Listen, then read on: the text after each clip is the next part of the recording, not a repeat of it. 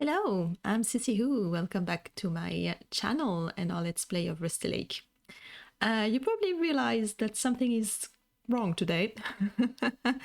Yeah, the sound does not match the Sissy on the screen.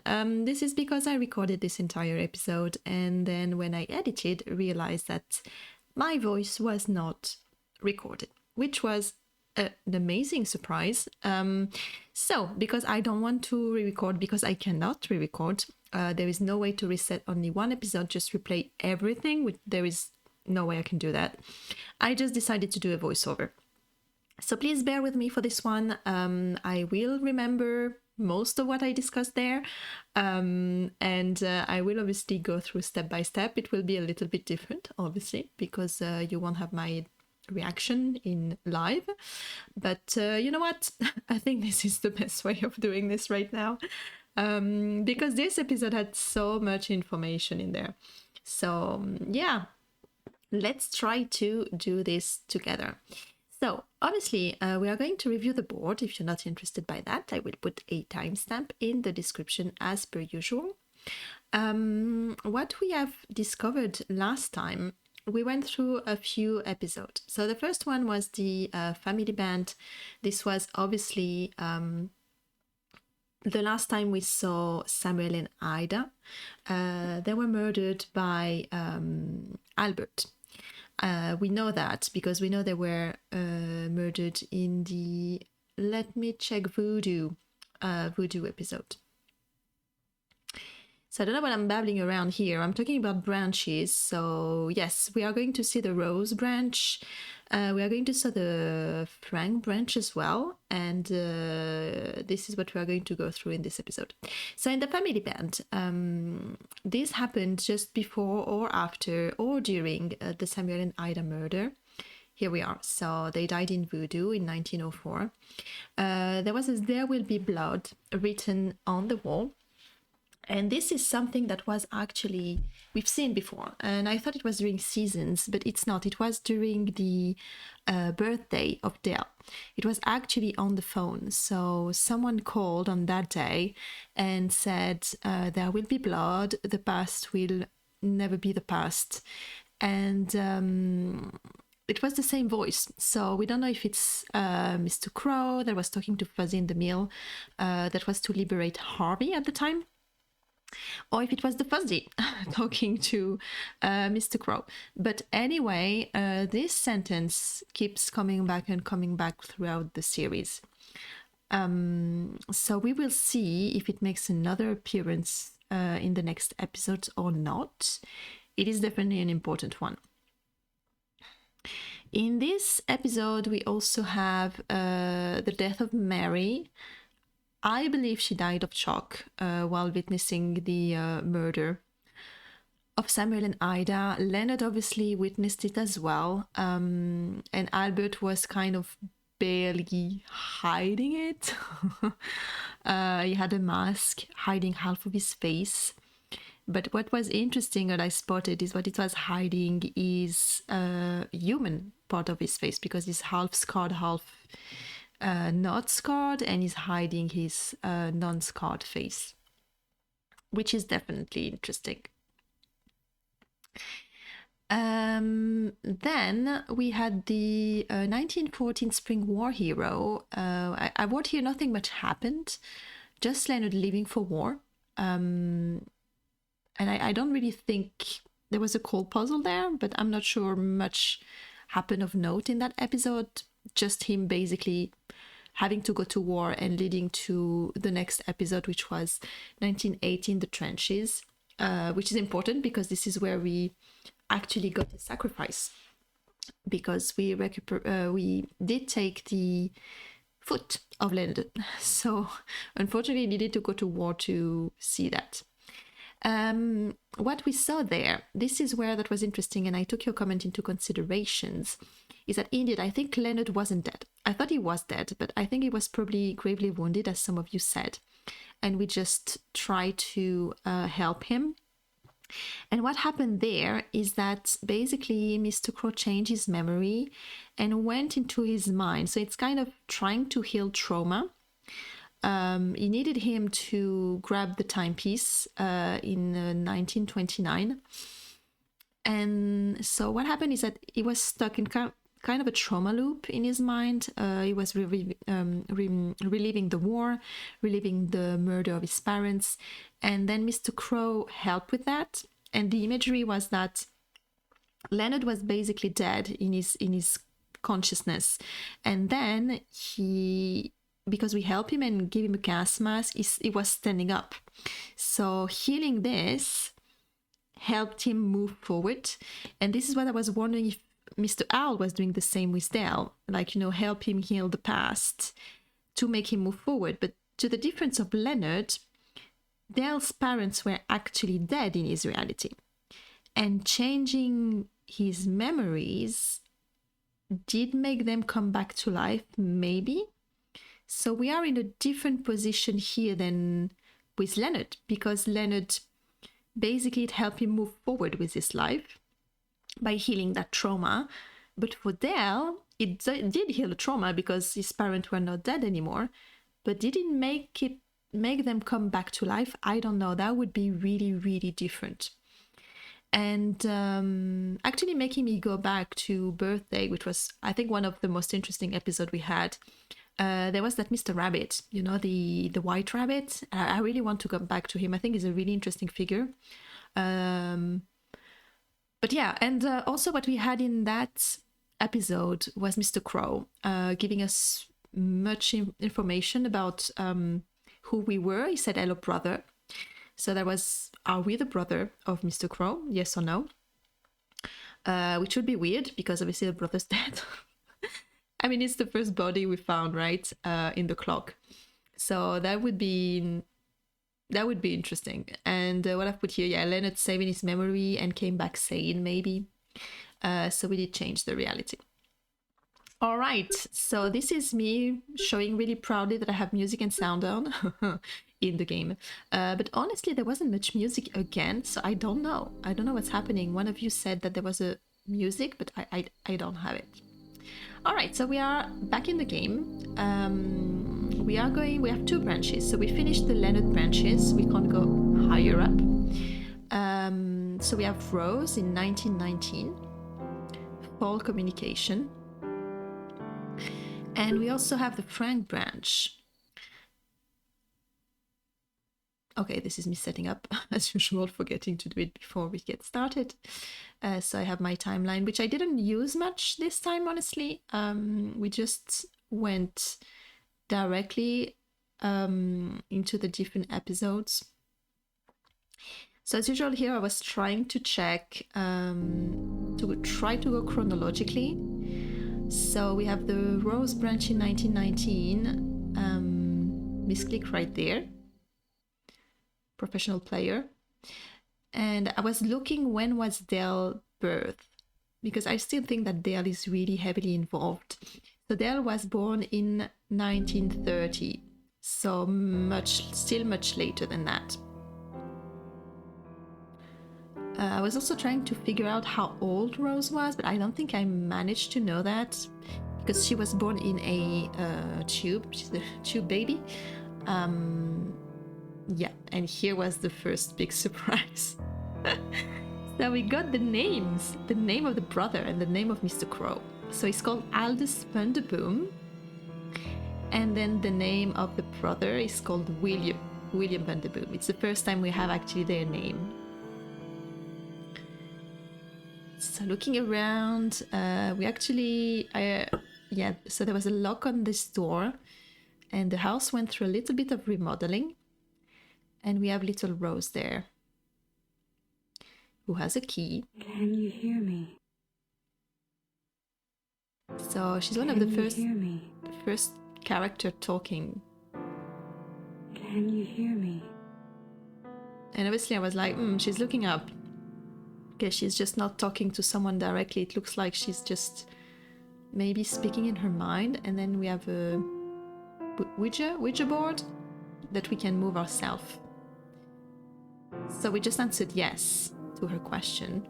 And we have that yellow light which is moving forward. What is your first name?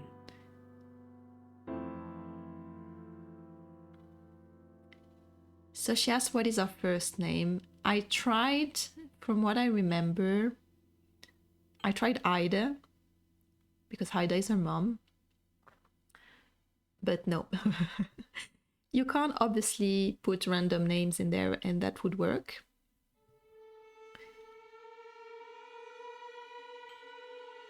So, yes. So I need, obviously now I'm like, okay, we have 2 other names there. So let's try them. Yeah, let's try Aldous and William.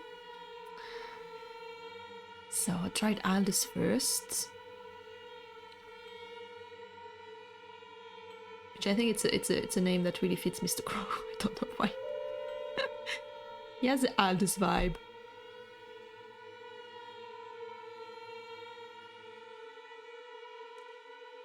So now I tried William again.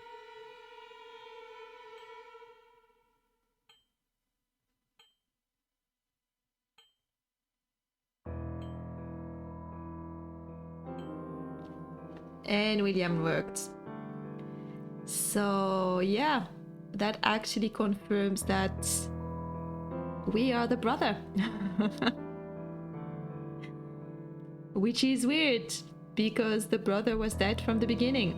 So now I'm trying to wrap my head around that. So the brother was actually super important. And then I was obviously looking at the entire tree. So what I discovered is that actually William has been dead since the very beginning.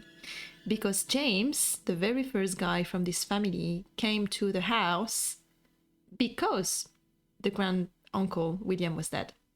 So actually us being a ghost or being William since the beginning does make sense. We were always around whenever this family was in the house because we've been dead since the beginning. So it is possible. It is possible.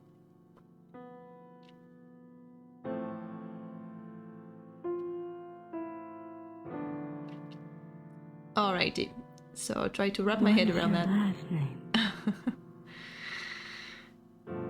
It is really interesting, and it was really funny because I thought about some of the comment of you guys saying, can you remember who was also there in that scene? Can you remember? And I'm like, yeah, obviously now, you know, we are at the player, as the player, kind of breaking the fourth wall. It's like, yep, we were always there all along.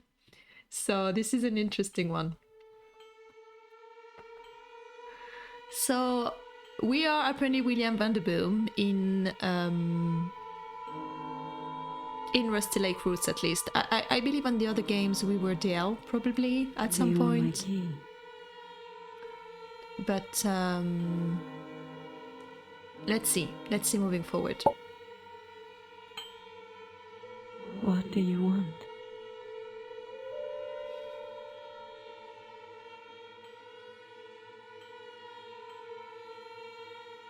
Here, just playing around, I'm like, yeah, I want to be immortal. Because I was thinking, you know, they want immortality. Actually, they want to be revived more than anything else. But there was still that question of that elixir that we didn't actually raise. And so we open this. And here is a key, and here is a fuzzy. And then I realized, wait a minute, this looks like a mirror. So that's us. So we are a fuzzy. And we are actually, we seems like we are the original fuzzy. Because there were different fuzzies. I feel like this one is the one we saw the most. We saw in Seasons. The one that was at Laura's place. We probably saw it at Dale's place as well at some point. There were different fuzzies. Yes, I'm showing here. So there was that kind of lady with the beak and the dress that we saw as well. This one I think is the one we saw the most. And now if William is actually the OG, the original fuzzy, we saw him throughout the games. And we actually saw him in a lot of different mirrors, now that I'm thinking about it, or windows, or always in a reflection, let's say. So yeah, that was also a haha moment. Like, okay, so the fuzzy is us. I think I remembered having these ideas, but was never confirmed. So we see the tree and the timepieces. And here I was like, wait a minute, I remember seeing these symbols. So many haha moments. I'm so disappointed this wasn't recorded properly. But here you go. So the first timepiece we actually had for a while ago. So here it is. It was in the clock with the body of William. So yeah, we had that one since the beginning. So this is definitely something we had. And then the second one is the one, here you go, that Leonard found buried. So we also have this one as well.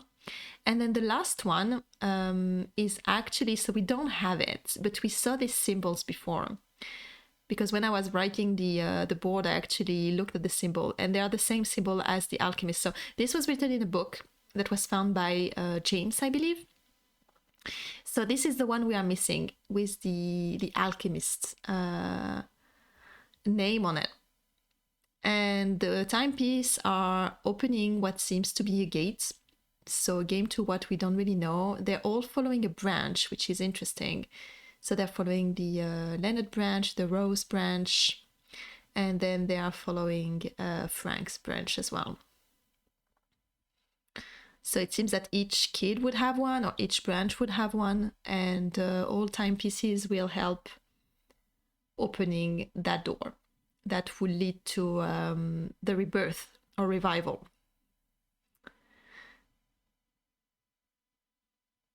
So here I was kind of saying, what is this door? Is it the door to heaven? Is this the door to hell? Just opening a gate to revive, which is also a theory of mine, opening a door. And here basically they're telling us, so here you go, you have the sacrifices, and then we have the rebirth, for which we need to open the door. What do you want? So what do we want? Obviously we want to live as written in the mirror.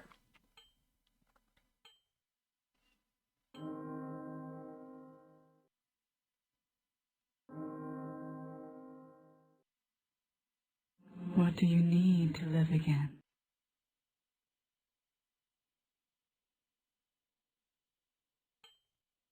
So I tried here to enter sacrifice, because these were the words we we had made a typo, as usual. It's not easy, guys, to write on a Ouija board, okay? The letters are too close to each other, especially the I and the G. They're really close. Yeah.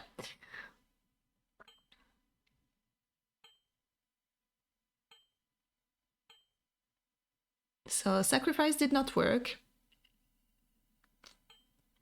Try timepiece.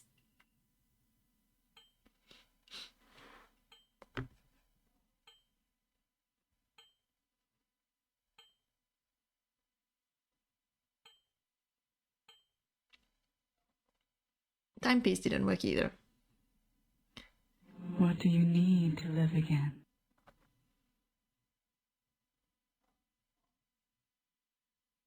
So I'm like, okay, maybe I need to put an S. Maybe it needs to be plural. Why not? And I was like, maybe it's going to say you, which is really creepy. What do you need to revive again? You. I was like, no, okay, William's not a creep at least. But it does need her help to do the thing. And I think it's also really interesting, now that I'm thinking about it, that Rose contacted William like this. And it goes back, Ida was also kind of a sacrifices with an S word.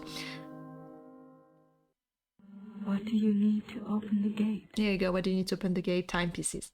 The gate to what? We don't know. But so yeah, Rose contacts us like this. It's really interesting because Ida also had this kind of medium. She was a fortune teller. So Rose probably took that with her, inherited that, and I think it's a nice touch. Like, you know, she's kind of following in her mom's step and has this kind of possibility to contact the beyond, which is a nice little touch there. So I can't write English apparently. I had a big blank there on how to write timepiece. You can do it. Come on. This is so frustrating to watch. I have to say, struggling with puzzles. And this one was an easy one. I will, at some point, I will fast track another one for you guys because this was really painful. All right. I was waiting for something to appear at the window. I will help you. But nothing did. So she's going. Rose says, okay, I will help you with the rebirth, which is really interesting because she's the first one willingly offering her help.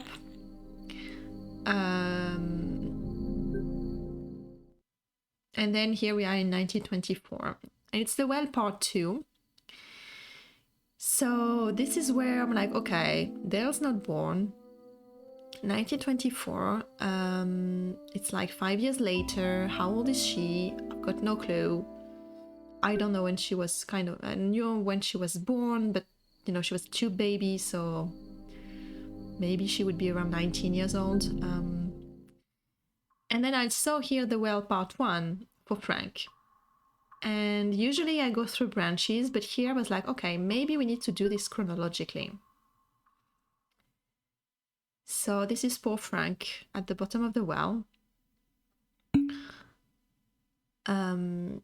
He wants food. So I have to say this episode messed me up a little bit.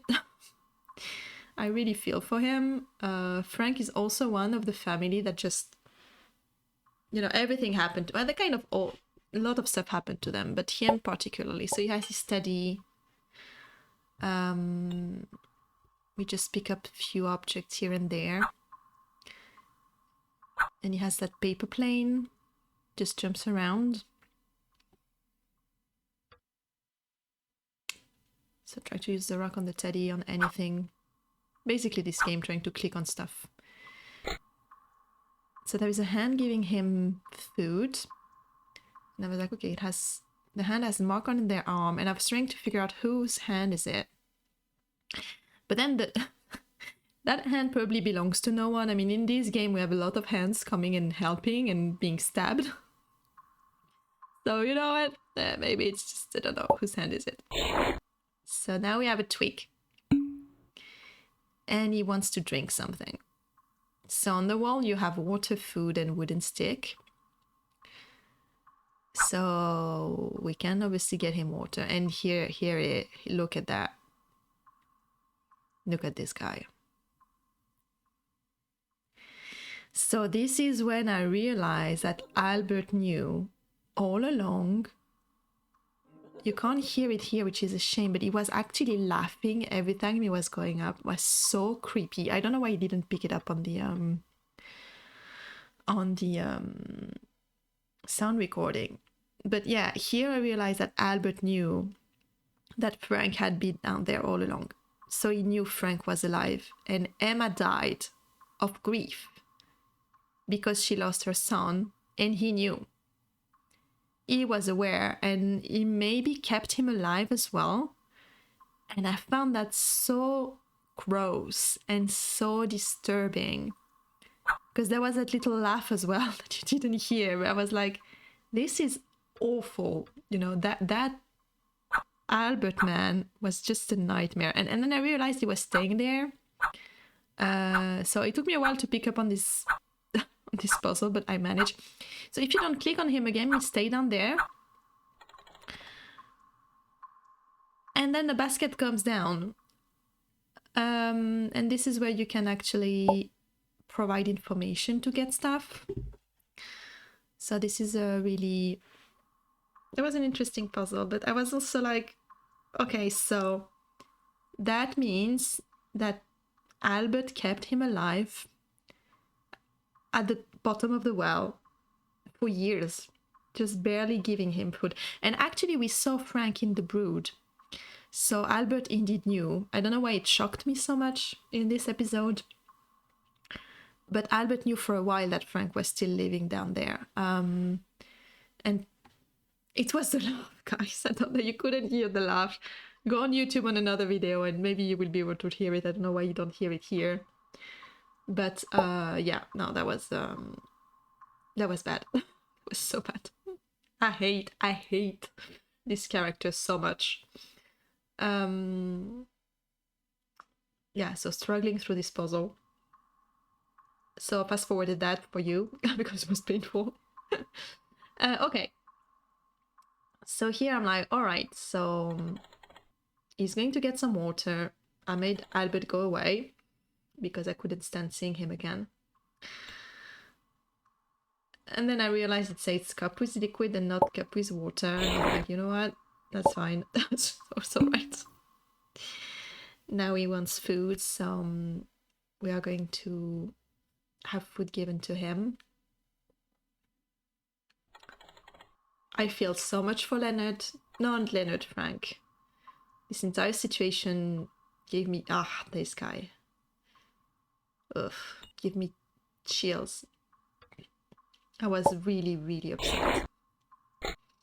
Really upset by this. I'm still really upset, honestly. And I was like, okay, we're going to get a stick and we're going to beat him so badly. Can't wait to get that stick to beat him up.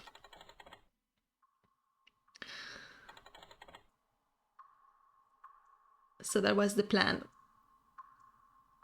So get the stick and beat Albert so badly. I was like, come on, now come back.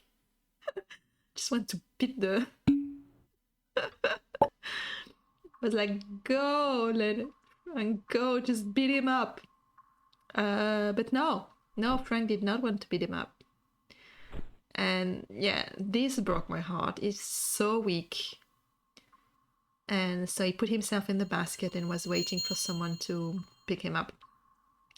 And this is where I was like, okay, so, you know, Albert is down there even when the basket goes up and down. So does he have actually someone helping him? And I was like, is maybe Rose aware that Frank is down the well? And is she helping Albert? And that felt bad as well. And here I was like, oh no, she's aware. You know, she's helping Albert to keep Frank down there. And that felt really bad because I really like Rose. But she wants to operate the well here. And then we have the paper plane because remember, this is the well point 2. So we have the note here that say, please help me. And I was like, okay, so maybe Rose was not aware that Frank was down there. Maybe it's the first time she's actually receiving this letter. And she is helping him by giving him everything. I'll help him get out at the end. So that's why I decided to believe that she was not aware. And as soon as she became aware, she decided to help him. And Albert is just a nasty piece of... Yes. All right, so we have the immortal dog there.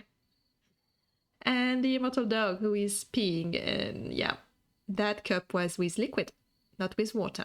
So I put that quickly together. Like, alrighty, this is great. You know, she does with what she has on her hands, and she cannot go to the well because obviously the well is dry. So she just, yeah, she's just giving him liquid. She's amazing. And I got a horrible achievement. Let's say a refreshing drink. You know what? I don't. It's Rusty Lake. So this is the cursed tree. Stupid tree. Everything's happening because of that tree. I'm trying to burn it down. Didn't work.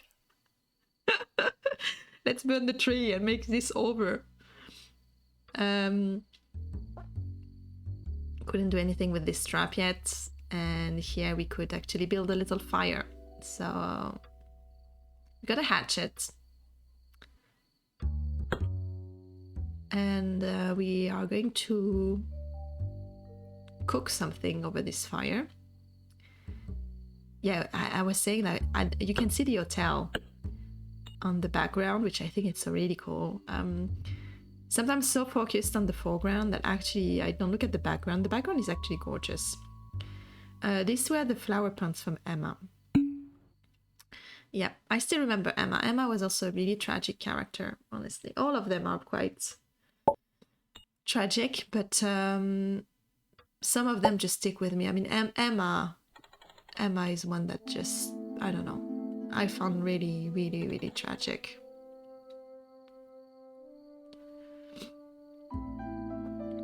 Okay, so he drank the liquid. The refreshing liquid. And obviously now the next step is to get a fish. So how are we going to get a fish? I was like, okay, let's make this fire first because I have everything to make the fire. And I was really glad to know that she actually cooked the fish. So the fish that Frank ate was actually a cooked fish. As usual, clicking everywhere, put a worm on the trap.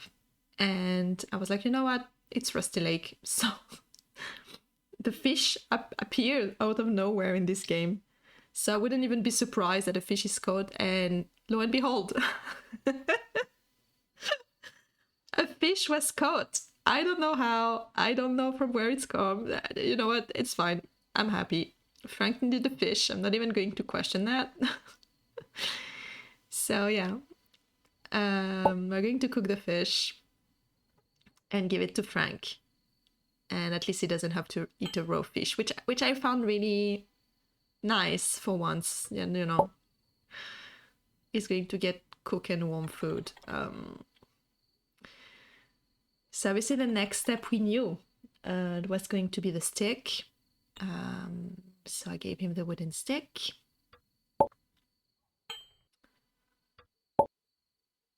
And then we just have to bring him back up.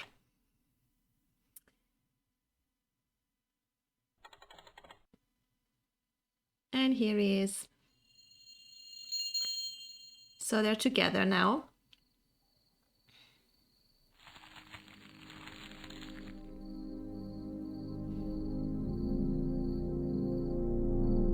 And I was like, oh, this looks like an Albert branch. And it actually is. If you remember, each branch of the tree just branch again for the different people in there. And I was like, oh, this is an Albert branch. I hope it's the end of his branch. So I was looking at the date, and it seems that Checkmate is the earliest one. So 1926. And it's Frank and Albert together. And I was horrified here to see that they were actually living together. So Albert abused Frank for years and years, and they're actually living together, and I found that so gross. And I was like, how Frank can stand it? But you know what? Frank is probably not well balanced, and it just wants Albert dead, which I'm not surprised. And then Albert wants Frank's dead. And you know what? We don't know why Albert is doing things that Albert does. Because he just killed this kid when he was playing with him.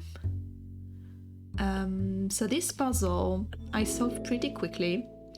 So you can see you have a up button, top button, and then it just goes up and down, up and down. So it was like 1 down, 1 up, 2 down, 2 up, 2 down, 1 up, 1 down, 1 up. Pretty proud of myself here.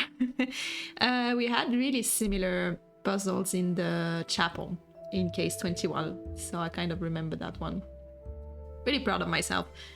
So here we have a black knight on a chessboard, and I was like, okay, so we probably need another chess piece. This is Albert and his masks. Yeah, I'm not going even to question that. That guy is weird. All right, Cerebrum with a king piece.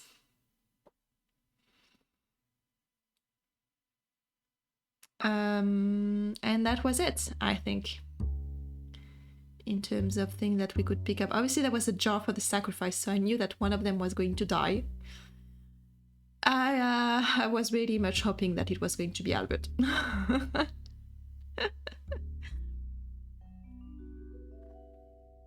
So now the last thing to do was to use the knife on these holes here. With that we also saw into a different puzzle and here. So we carved a chess king.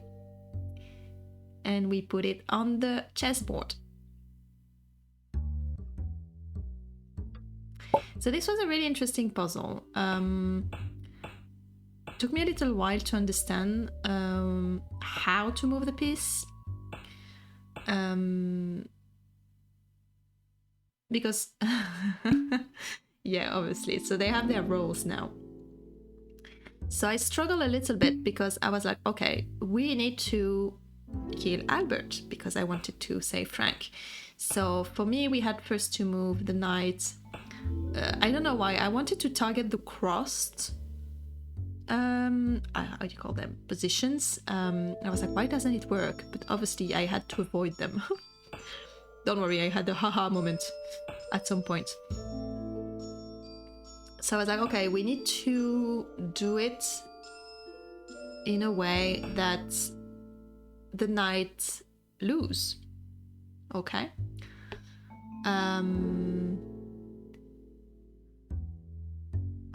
Come on, you can do it, CC. Just try to click on another non-crossed. There we go. Wow. Brain worked. Oh yeah, you have to avoid the cross. Because obviously cross say do not go there. So the way the knight work, if you don't play chess, it works into L shape. That's how I was taught. So it's or a 2-2-1 or a 1-2-2, and you have to move it in L-shaped direction. So here I was trying to figure out, okay, I want the knight to be caught by the king because I want Frank to live. So I was trying to get the knight into that white spot right next to the king. Here, that one exactly. So the king could just basically beat it in one go. Obviously, it doesn't really matter because as you can see here, we are moving several times and the king does not move. So this was obviously not the play there.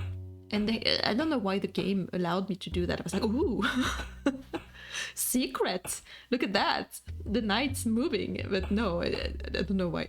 It's just weird. Okay, here we go. So it flipped into place. So I was like, all right, so maybe we just need to get the king with that knight, which I did not want it to do because I didn't want Albert to win. But I'm like, all right, so let's do that.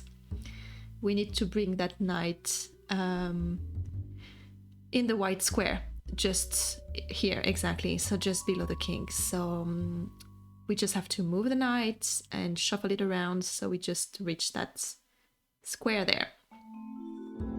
And obviously, because of the crossed position, you don't have that many options there. So there we go, and then down there. And here we are, and then we can get the king. So I was really worried, and I'm like, oh, actually, now Albert is king. So now maybe we can kill the king. So let's see. Trying to get him the knife, just to take the knife. All right, and here we are. And now remember, exactly, so cerebrum was written. So we are going to spell cerebrum here. That was a cool puzzle. I really liked it. And I was like, okay, I like that. Obviously, it's easier if you know the rule of chess, because well, otherwise you can look up and how a knight move. But yeah, it was nice. I liked it. I like that puzzle. And here we are. So yeah, that's karma. Don't even feel bad for him. You deserved it. That was gross.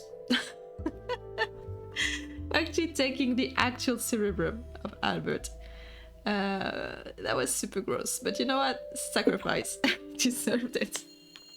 All the suffering of this family was mainly from him, I have to admit. But if you remember, he was pushed at some point by this Fuzzy giving him masks and everything. So he was deranged, because I think he killed Frank before that. But someone kind of pushed him in that direction by giving him tools. And here, yeah, I was like, oh, that's Frank. I recognize that face. That's the face of the star. There you go. So I didn't know who that guy was. And yeah, that's him right here. So Frank is the actual star on the reading from Ida. And Rose is the Empress. I don't know why I just kept stuck on this reading, but I found it really interesting. So this is just after the death of Albert in 1927. It's the bathroom, and basically it's makeover time for Frank. And here we are, confirmed. We are the Fuzzy, we are breaking mirrors. I think we actually appeared in another bathroom for Dale in case 27.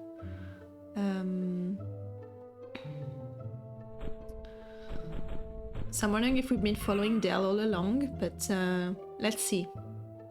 Let's see next time. So we also have a pot of sacrifice, which I was really puzzled about, because we know that Frank is still alive after this episode. We saw him. We saw there was going to be another episode with Rose later on in life. So I was like, what? How is that going to work? Because his sacrifice requires a death, and he's very much going to be alive afterwards. So let's see. We need to increase the temperature. So we are going to grab some water and then put it back on the burner.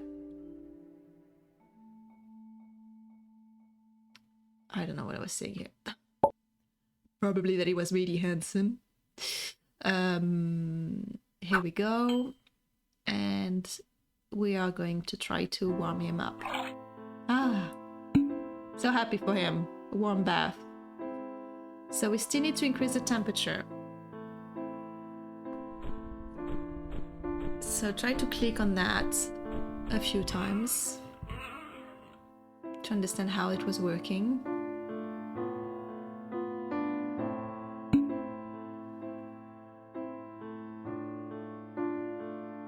Try to understand how the temperature was working. Was this going to be decreasing? Yes. So I'll put it back up.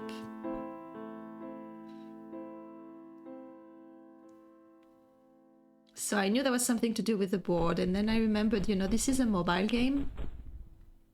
So yes, you usually have to, I have to keep remembering that most of this game, not all of them, but a lot of them were actually on mobile, so there's a lot of drag and drop, which are not, I'm not used to it on PC, but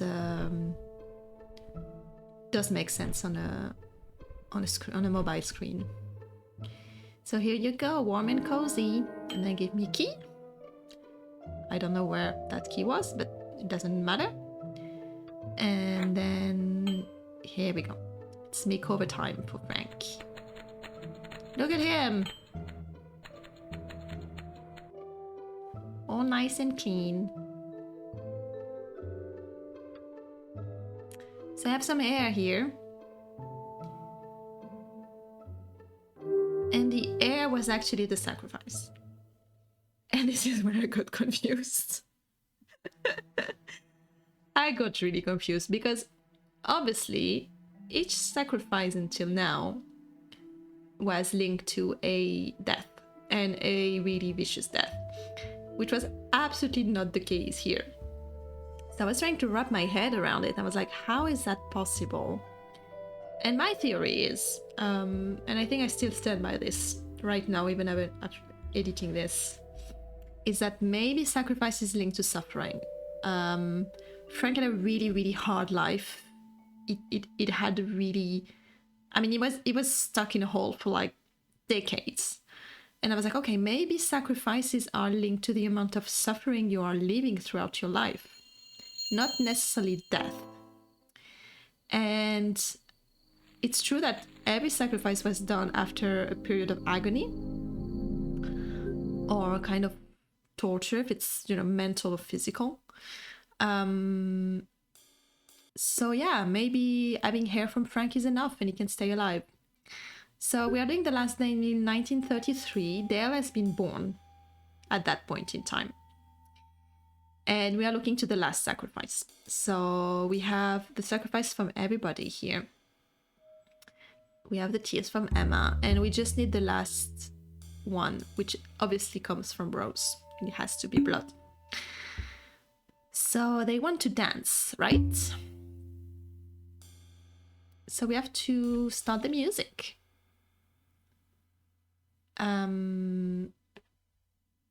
So we have the gramophone, and we have the disc here. And I recognized that one. I was like, wait a minute, this one I think was the one at Dale's birthday, the one we put on for the grandpa to dance on. Pretty sure I recognized it. So we have to wait and see. And then I noticed that, oh, that looks like a code. This is not merely decoration in a Rusty Lake game. Here you go, another code here. So yeah, I have to remember this code here because it's going to be really, really helpful. Nothing more.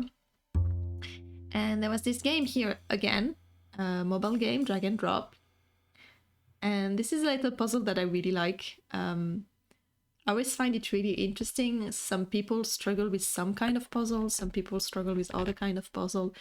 This one, yeah, that was the reset button. This one I'm lucky. This one I like. Basically what you have to do is the square just goes, you can't stop really in the middle of a line. You just go to the end of the line.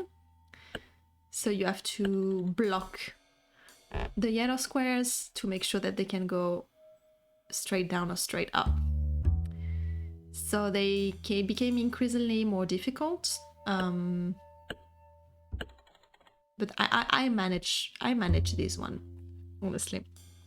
I struggle in a lot of other logic game. This is not really a logic game. It's kind of trying to plan in advance what you're going to do. But these one are okay for me. Some others are just a pure nightmare. The one with shapes and forms and numbers, poof, those one are difficult. Those one I don't like at all. But this one is okay. Feeling really smart. And here we had another music, which is the Vanderboom's Family Time. And I found that so, I don't know, that was so out of touch. It's like, oh yeah, happy family time. No, you just all kill each other. It's just like, ugh. Just no, I don't like this. Okay. That was also really slow music and really, I don't know. Not really happy music. Yeah, so here I was trying to figure out, I'm like, okay, are they moving on their own or am I making them move? And I didn't really know. Because I was like, okay, if I click left or right, maybe on some part of the body, it wasn't clear to me where to click to make them move. So I was like, let's try maybe her right shoulder. Okay, they're moving right, definitely. And if I click on the left hand, they're moving left. So once I found this out, I was like, Aha! I knew that code was going to come in handy. So screenshots, my best friend, and back to it. And then I just basically followed the code that was written on the furniture.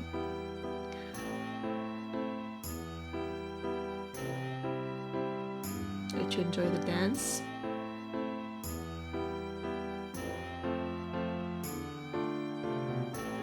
She doesn't look super happy, but I still feel like it's a sweet moment. Hugo gave me the key. They want more music. It's kind of it's the first quiet time without death, you know. And yeah, and look at that, a familiar dress.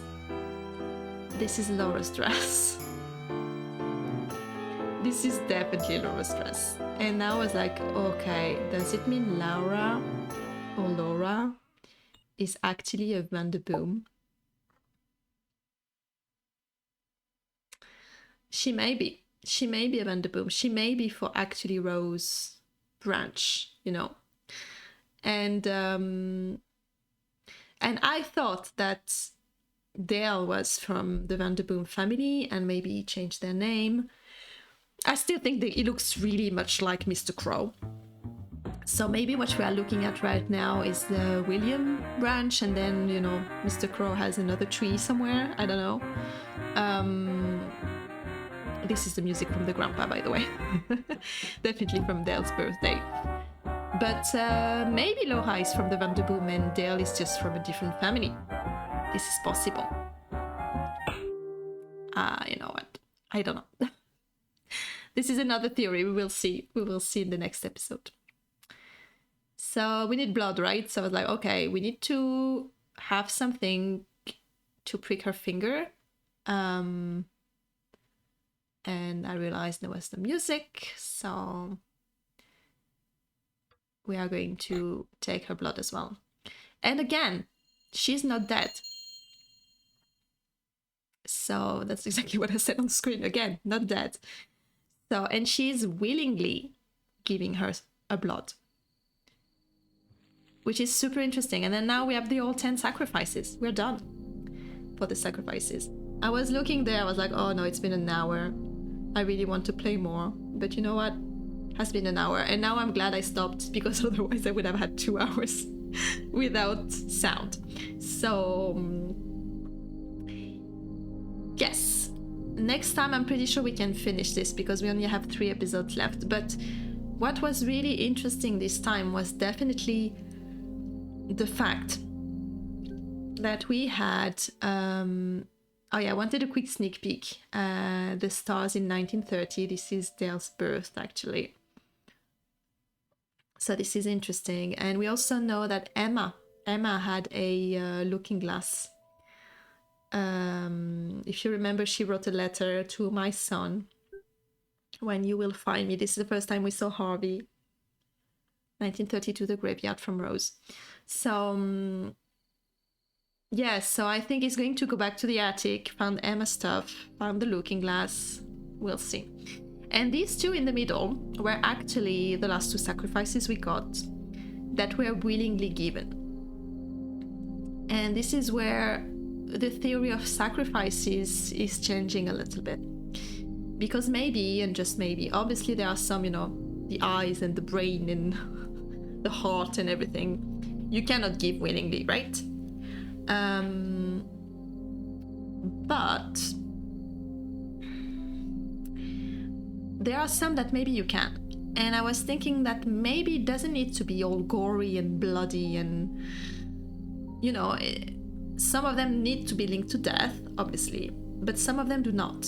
And I was trying to think, do we really need to have all this misery and gore associated to these sacrifices? And I think the answer is yes, otherwise it would not work, because this hair and blood were given by people that were miserable, that had really, really hard life. Whether they were not miserable when they gave it, actually they were quite happy.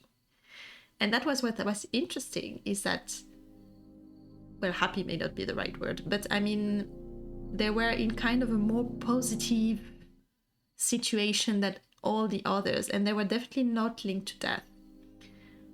So what we are seeing here, that the branch are going to overlap. They are overlapping after Dale's birthday.